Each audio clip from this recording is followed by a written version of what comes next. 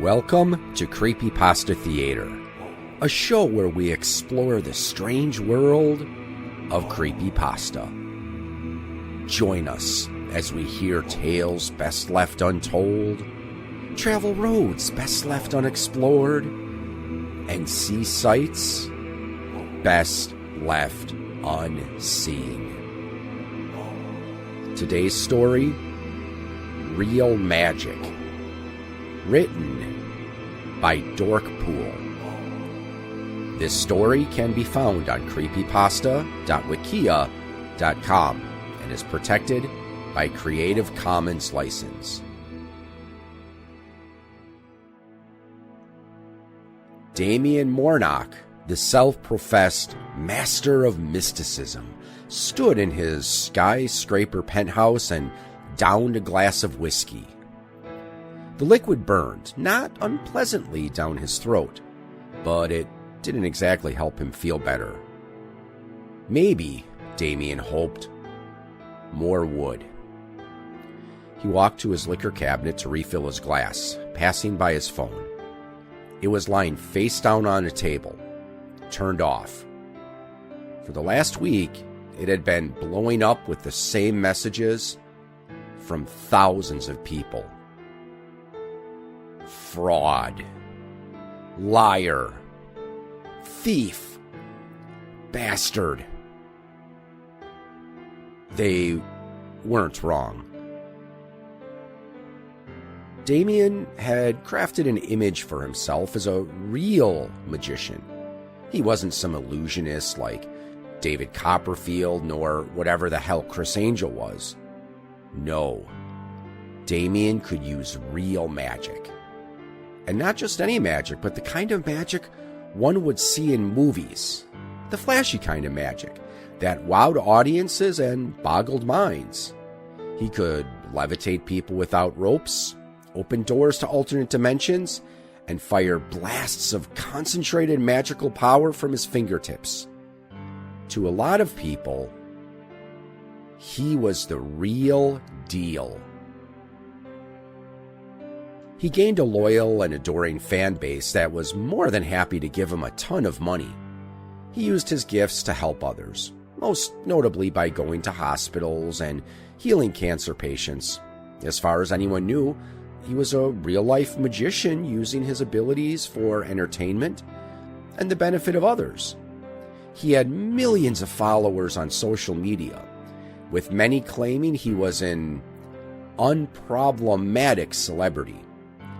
He got sponsorships and brand deals, packed theaters across the country, and had his face plastered on every billboard, TV, cell phone, and magazine from California to New York.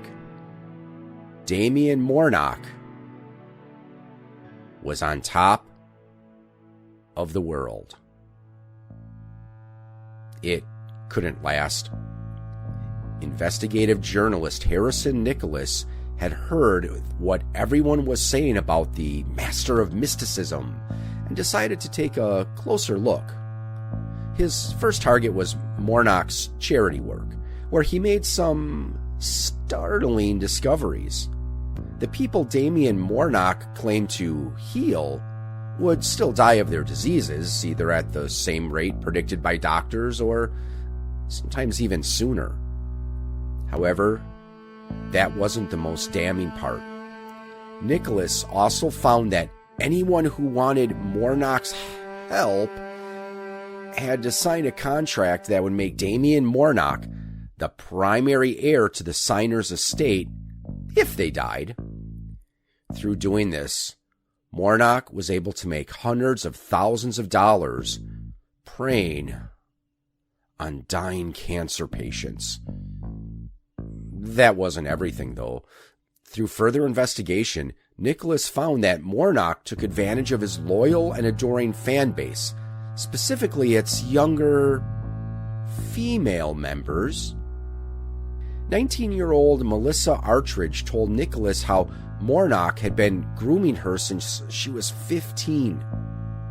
Other anonymous, underage girls also confirmed that Mornock had pressured them into sex. And finally, the thing that was truly the nail in the coffin of Damien Mornock's career and reputation was the revelation that he was a fake. Damien Mornock didn't know real magic. He was, at best, an illusionist, using bits of technology and sleight of hand to accomplish his tricks. Nicholas spent time dissecting Mornock's tricks, coming to the conclusion that not only was Damien Mornock an illusionist, but he was a subpar one at that. The only real magic Damien Mornock ever did was cast a spell upon the world, Nicholas wrote. Harrison Nicholas published his story in the New York Times, and the article spread like wildfire. Damien Mornock's reputation was, in the span of a week, utterly destroyed. Contracts were pulled out of, venues refused to host him, and every contact he had in the industry ghosted him. Mornock initially tried to push back against the claims, releasing a statement calling Nicholas's article a lie. It briefly sated his fan base, until people within it began to back up the allegations. Nicholas himself also published even more evidence, which annihilated Mornock's half-hearted defense. However, Mornock still publicly maintained that all the allegations were false. It was the only option he had. After all, every allegation was true. He wasn't really a magician. He really did groom those girls. He absolutely conned those dying people. He wasn't guilty about any of it. It's a dog-eat-dog world, and he needed the money more than those dying saps. Besides, was it really his fault if the girls were charmed by him? He is, after all, very charming, if he doesn't say so himself. Also, who in their right mind really believes in magic? There was no such thing as real magic. Of course he was lying. It's everyone else's fault for not figuring it out sooner. It's a shame they had to be so bitter about it. Mornock refilled his glass of whiskey but didn't drink. Instead, he stood by his liquor cabinet and stared out the floor-to-ceiling window in his penthouse. He could see the lights of the city glittering like jewels. Before, it felt like he could grab those jewels for himself. Now, they were mocking him, staying just out of reach. Whiskey in hand, he walked over to the window, stopping mere inches away from it. Below him, cars honked, people yelled, and sirens wailed. Below him was a city full of tiny people living tiny lives, worrying about tiny problems. He almost envied them. The only thing separating him from the city was a thin piece of glass. If it wasn't there, he could solve all of his problems. Just a step or two, and then he wouldn't have to worry about reporters or careers ever again. It would be so easy. He smashed his whiskey glass on the window, the drink glass shattering and slicing his hand. The whiskey made a brown splatter on the window, dripping down as Mornock fell to his knees. Mornock, he heard. He looked around his apartment. He was alone. Mornock, he heard again in the same deep, droning voice. Mornock stood up. Hello? He called. Is somebody there? Here, the voice said. Mornock followed the sound to a mirror. What the hell? Mornock thought. Take a look. the voice said. Mornock looked in the mirror and gasped. Reflected in the mirror was not him, but instead a tall, dark figure with piercing red eyes. Mornock staggered back in shock. The figure laughed. "What the hell are you?" Mornock managed to ask. "I'm Merman. Call me a fan," the thing said. "I've been watching you for a long time, Damien. When you stole those donations from that pet shelter when you were 10, I thought, this guy is going somewhere. And you didn't prove me wrong. Not at all. What you did with those cancer patients was truly a work of art. I haven't been that impressed by anyone in eons."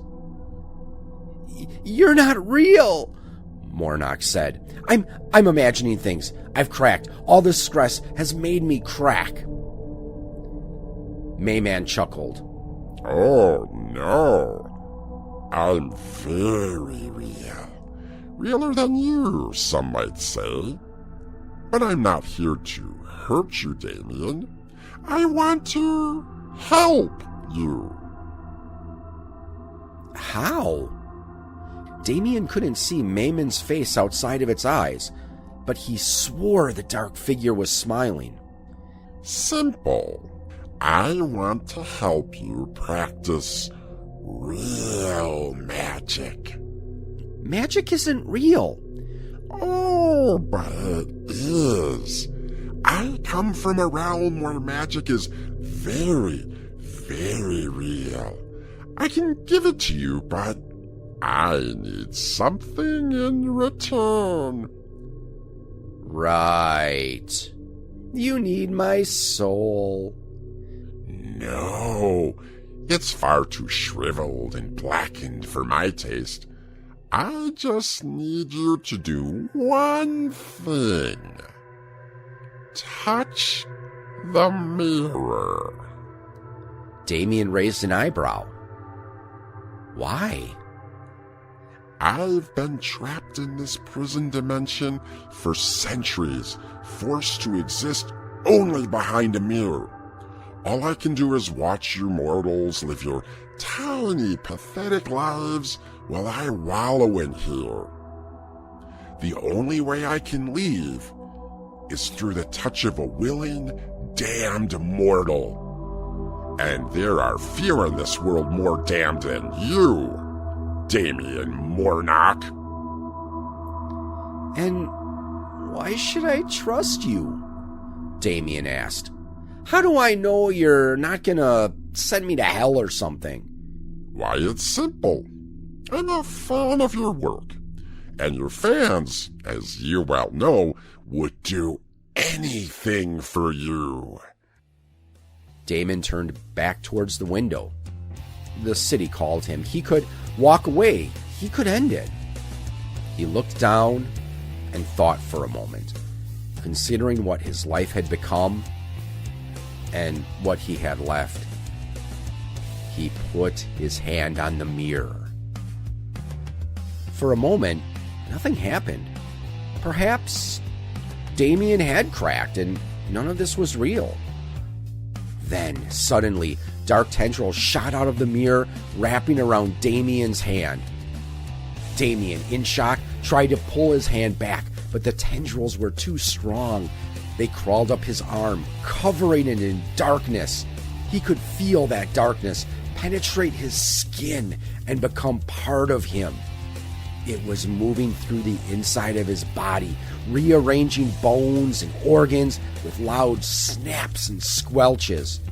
He screamed as he felt the vertebrae of his spine expand and tear through the flesh of his back, transforming into long, sharp spikes. Muscle and skin ripped and morphed to accommodate a new body. Long horns grew out of his eye holes, slicing through his eyes and blinding him. His jaw broke, unhinged, and stretched down. Teeth turned to fangs. body hair to spikes, fingers and toes to claws.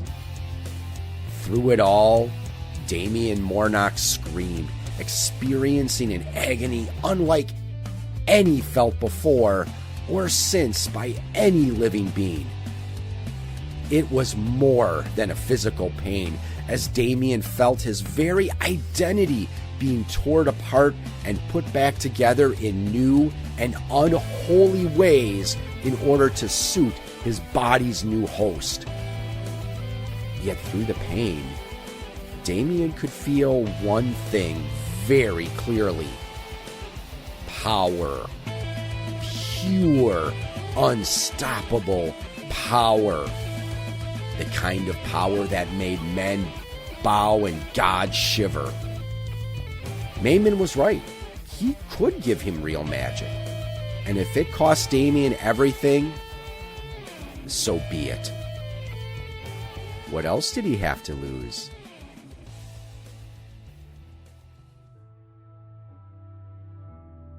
Harrison Nicholas walked into his apartment and fell onto his sofa, completely drained.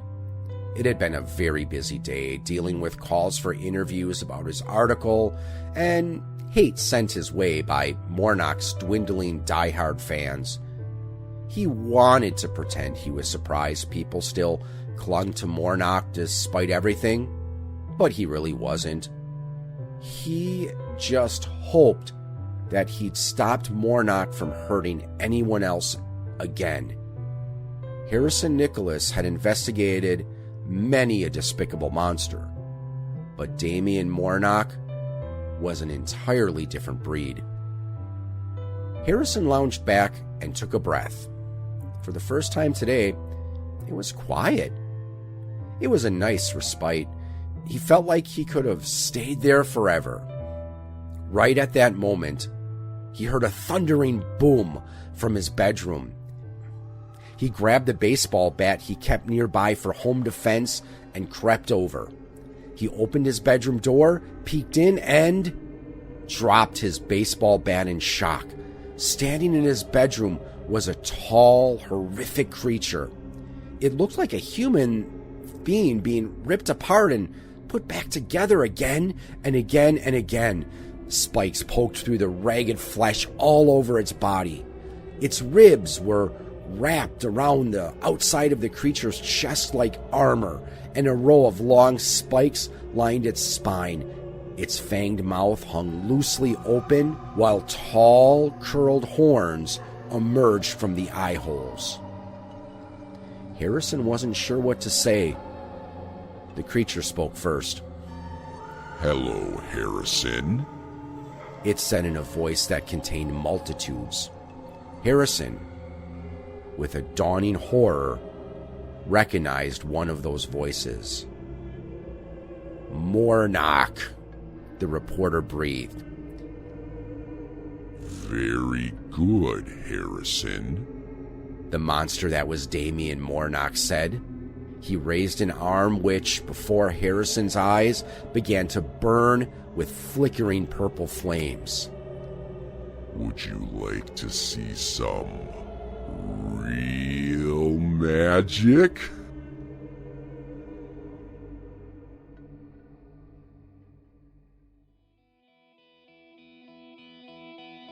You have been listening to a presentation of Point of Insanity Game Studio. Visit us on the web at poigamestudio.com. Follow us on Twitter at poigamestudio.